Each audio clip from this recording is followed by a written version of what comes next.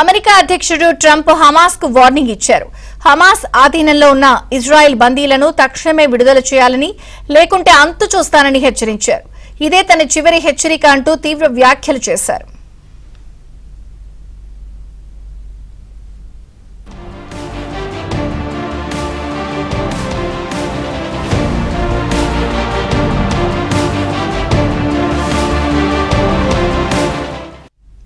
Hamas విడుదల చేసిన 8 మంది బందీలతో ట్రంప్ ఇటీవల వైట్ హౌస్ లో సమావేశమయ్యారు. అనంతరం ఆయన ఎక్స్ లో ఓ పోస్ట్ చేశారు.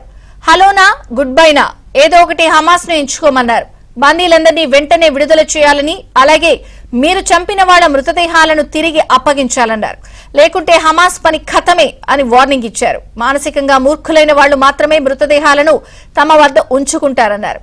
పని పూర్తి చేసేందుకు అవసరమైన అన్ని ఇజ్రాయెల్ కు పంపుతున్నానని, తాను చెప్పింది చేయకుంటే ఒక్క హమాస్ సభ్యుడు కూడా మిగలడు అంటూ స్ట్రాంగ్ వార్నింగ్ ఇచ్చారు.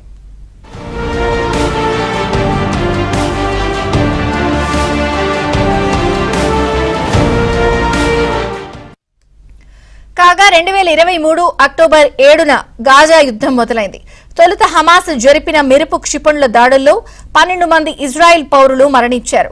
ఆ సమయంలోనే కొందరు ఇజ్రాయెల్ పౌరుల్ని, విదేశీయుల్ని హమాస్ ఎత్తుకెళ్లి తమ చెరలో బందీలుగా ఉంచుకుంది. ఈ దాడికి ప్రతిగా ఇజ్రాయెల్ గాజాపై జరిపిన దాడుల్లో ఇప్పటిదాకా 46,000 మంది పాలస్తీనా ప్రజలు మరణించారు. ఇందులో పిల్లలే ఎక్కువగా ఉన్నారు. అదే సమయంలో లక్షల మంది ప్రాణభయంతో గాజాను విడిచిపెట్టిపోయారు.